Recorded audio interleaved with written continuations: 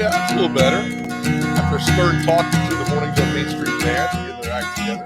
All right, fade you guys back out.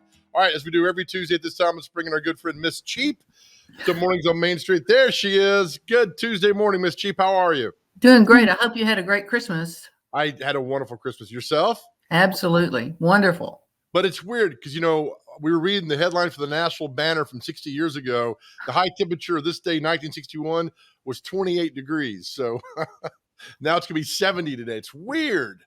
I like it. I'm telling you, this is good for me. You know what? Me too as well. All right. Every Tuesday, you put a new article in the paper. This week, you have a really good article on, Nashville's filled with some amazing people that really give back so much of their time. You got one on, let me say his name correctly, Bill Yeeman. Is that correct? That's right. And it's he really wants the credit to go to his foundation rather than to himself. He's a retired businessman, and when he saw the need, it started with the tornado and he went from there. But he has just the last 2 years just shown up with huge checks for Second Harvest Food Bank, for the Penny Drive, for Room in the Inn, and for Catholic Charities of Nashville. And I mean, he is making a difference. And what he told me was that he said when he decided to go ahead and take money out of the foundation instead of leaving it there until after his death, that he said he wanted it to change people and to change people's circumstances, but that in addition to that, it had really changed him. And I think that's really true. $300,000 to the Miss Cheap Penny Drive?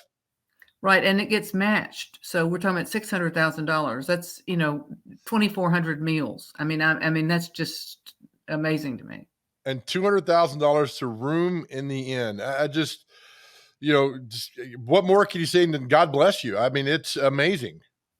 Well, he's a very unassuming person, and he really wants to do good. And he had owned and operated a business that was it's called Acton Mobile Services, and it was it sold construction trailers, like that would go on a construction site for an office there. And he sold his company probably 20 years ago and set up this foundation in memory of his father. His father was Sumter Yeaman, and he was an L&N train engineer. And he said his father was just a working man and, never had much, and that money was always tight, and that he wanted to honor his parents because they were such good parents and had taught him such a good work ethic. And so every bit of the money is to be attributed to the Sumter Yeaman Charitable Foundation, which I think is even sweeter that, Bill doesn't want any credit for it. It's just he's very selfless about it. How do you get a guy like that who does not want any credit to sit still and talk to you? To tell you the truth, he was very hard to interview because he really did not want any credit. I mean, he really didn't. I mean, the best quote that I got from him, I think, was that he said, I can't fix the world, but I can do something.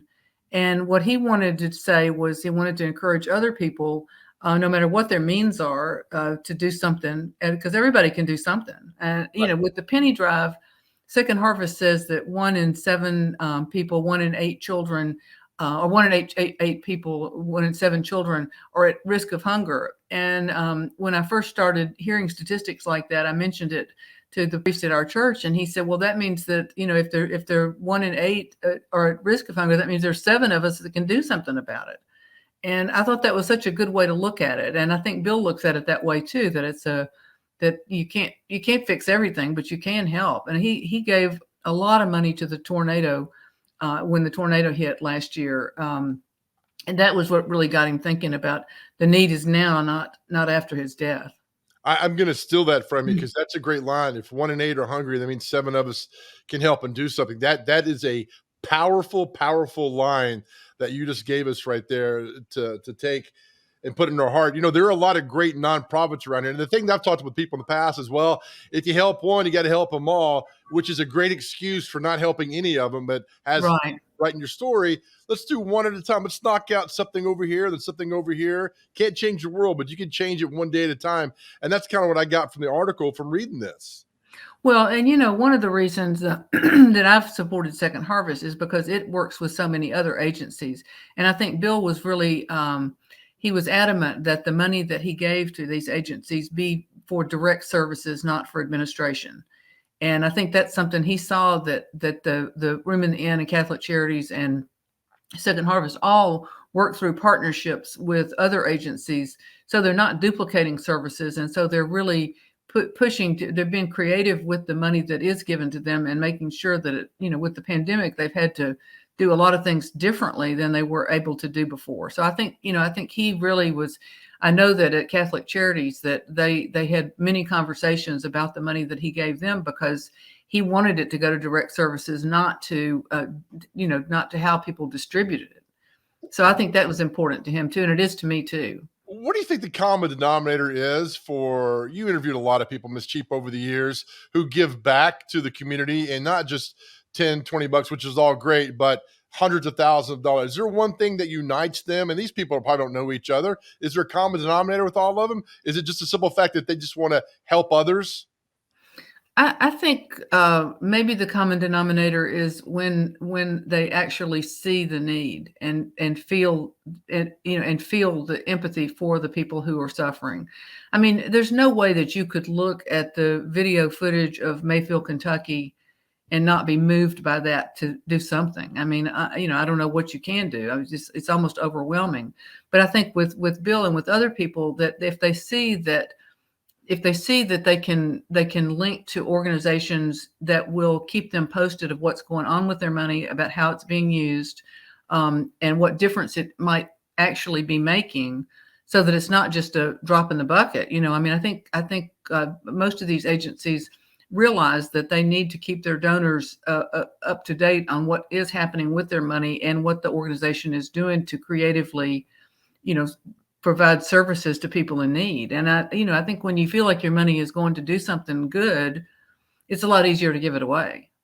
That's all I can think of, though. That's a very good point. And you do that. That's why with Second Harvest, you know exactly that it's going to feed families. You see the need, you see the people.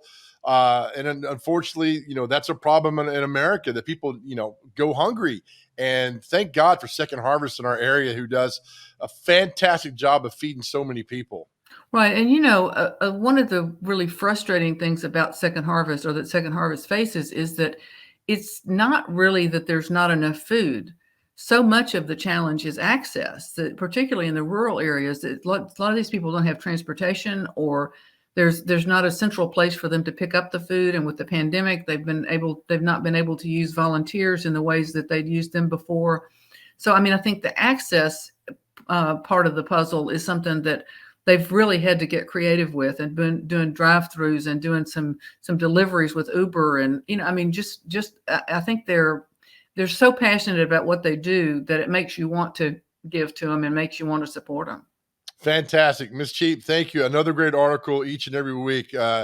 I'm so glad you're on our show, because these articles are fantastic. You tell us things that we need to know, and that without you, we had no idea they were going on. So thank you again. Can I tell you about one more thing? Absolutely. So the YMCA right now through Friday has they've waived the joining fee, and the joining fee could be as much as $125. So if you're thinking about trying to get fit and going to the Y, there are 14 Middle Tennessee Ys, and you can go to any one of those and sign up without having to pay that membership fee. So then you still have to pay a monthly fee once you get started, but that's a pretty good savings right there. It is. The Y does great work. I live across from the Y in Donaldson. They've been there 50 years. They do such great work. All right. Thank you for that, Ms. Cheap. I appreciate you. Have a great week. We'll see you next week. You too. Stay cheap. There we go. Ms. Cheap has a new column every Tuesday in Main Street, the e-edition of Main Street Nashville. Let's go to mainstreetmediatn.com. It's all right there for you. Sign up. And the latest news delivered right to your inbox. It's really cool. And you got the app as well. So again, thank you, Ms. Cheap. All right, we'll take a break, come back. We're headed down to Spring Hill. We've had them on the show before. The great folks at a really cool restaurant, and they're doing great work again. And something happened last week which made the news big time in a good way. We're going to tell you what that is when we come back. You're watching Mornings on Main Street.